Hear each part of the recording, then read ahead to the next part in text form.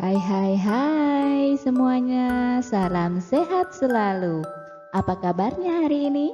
Masih tetap semangat belajar ya? Hari ini kita akan belajar materi kelas 3 tema 7 subtema 1 tentang perkembangan teknologi produksi pangan pembelajaran keempat. Adapun tujuan pembelajaran hari ini adalah satu, siswa mampu memahami, menghargai keberagaman. Yang kedua, siswa mampu mengetahui kalimat utama dalam paragraf. Yang ketiga, siswa mampu mengetahui gerak dasar mengambang. Sebelum kita memulai pelajaran, kita terlebih dahulu berdoa menurut agama dan kepercayaan masing-masing. Berdoa dimulai. Berdoa selesai. Tahukah kalian bahwa setiap orang pasti memiliki makanan kesukaan yang berbeda-beda?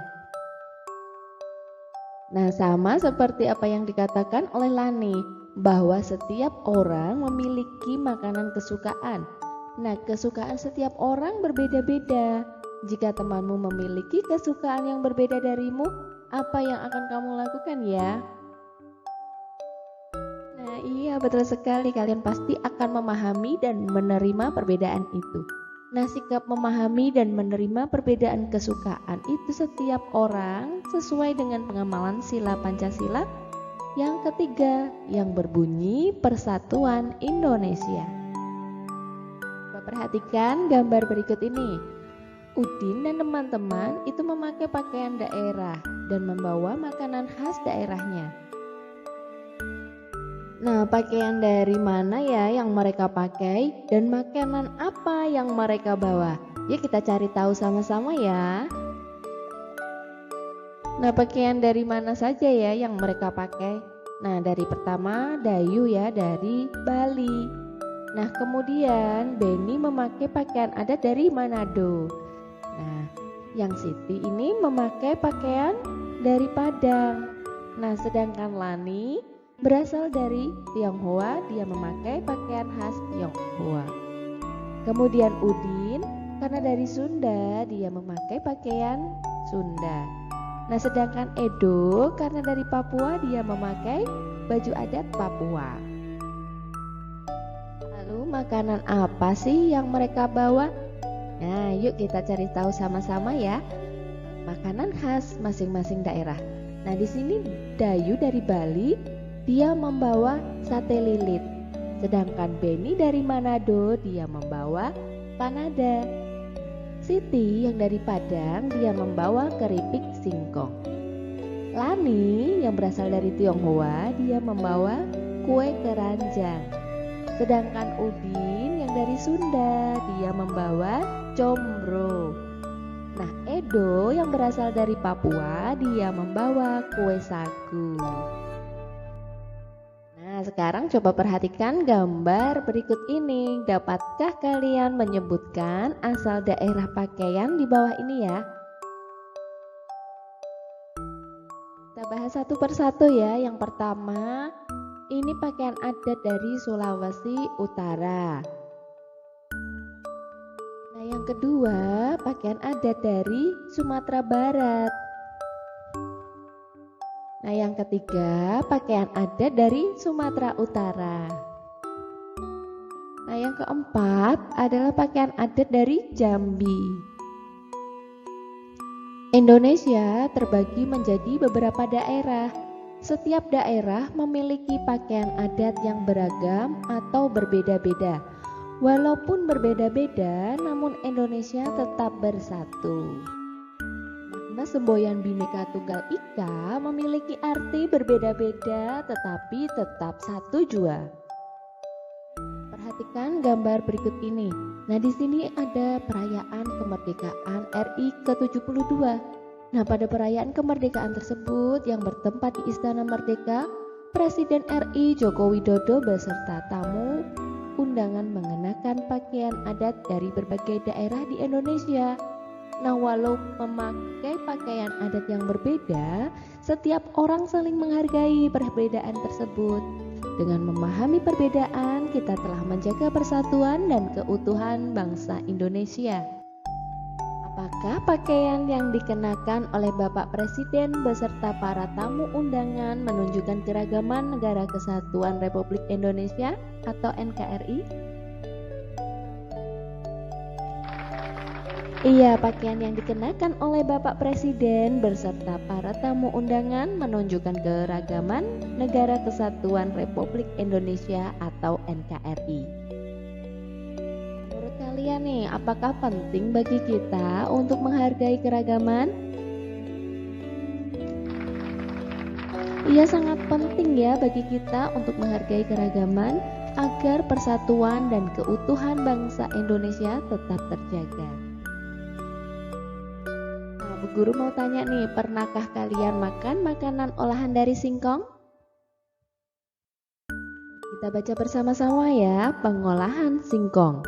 Di daerah Sumatera Barat, singkong diolah menjadi berbagai macam makanan, mulai dari lauk pauk hingga makanan ringan. Gulai singkong, talam singkong, dan kacimui merupakan makanan yang biasa dibuat untuk konsumsi sehari-hari. Singkong goreng juga sering dibuat di rumah. Daya tahannya paling lama adalah 2 hari. Teknologi pangan memiliki peran penting dalam mengolah singkong.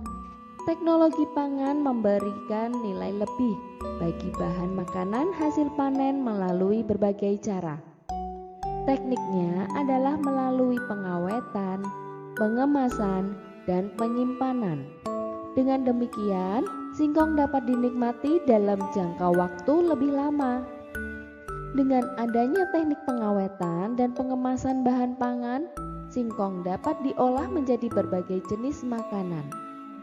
Singkong diolah menjadi dakak-dakak, kara kaliang, rendang singkong, dan karubuak singkong pedas. Teknik pengemasan yang baik mampu membuat makanan tersebut awet hingga 3 bulan atau lebih. Nah, amati gambar berikut ini. Lingkari makanan yang dihasilkan oleh teknologi pangan. Teknologi pangan membuat makanan awet dan tahan lama.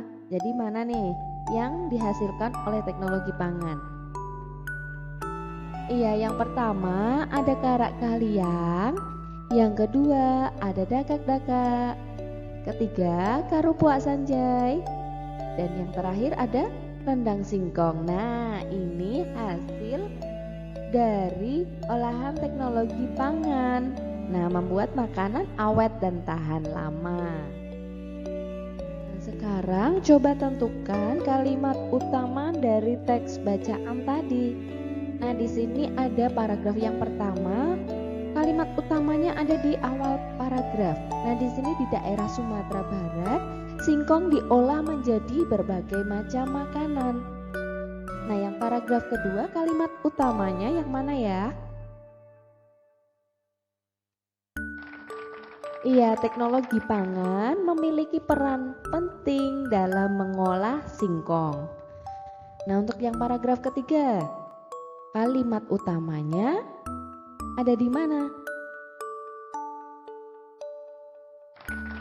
Iya, dengan adanya teknik pengawetan dan pengemasan bahan pangan, singkong dapat diolah menjadi berbagai jenis makanan. Nah, di sini kalimat utama ada di awal paragraf.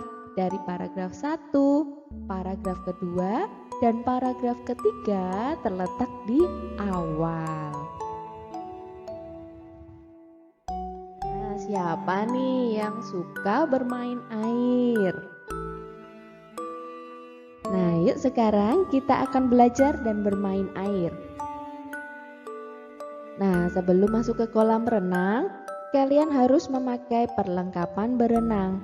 Dan jangan lupa lakukan pemanasan dulu ya, supaya kalian tidak cedera ketika berenang. Dalam berenang ada istilah water treatment. Nah, apa itu water treatment? Nah, water treatment adalah teknik mengapung di air tanpa berpindah tempat. Water treatment dapat dilakukan dengan posisi tubuh tegak lurus dalam air dan hanya menggerakkan kaki seperti kata, sehingga water terapan berbeda dengan renang.